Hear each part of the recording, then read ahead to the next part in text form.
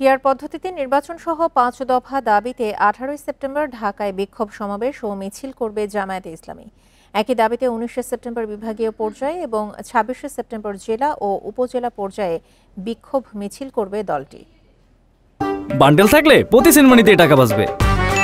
বিকাশ send money bundle কিনে জিতুন প্রতি লেনদেনে। লক্ষ্য করছি জনগণের দাবিসমূহ কার্যকর করার কোনো পদক্ষেপ গ্রহণ করা হচ্ছে না। এমত অবস্থায় জনগণের দাবি আদায়ের জন্য গণ আন্দোলনের কোনো বিকল্প নেই। ১৮ সেপ্টেম্বর রাজধানী ঢাকায় সমাবেশ ও বিক্ষোভ মিছিল। ১৯ সেপ্টেম্বর দেশের সকল বিভাগীয় শহরে বিক্ষোভ মিছিল। ২৬ সেপ্টেম্বর দেশের সকল জেলা উপজেলায় বিক্ষোভ মিছিল।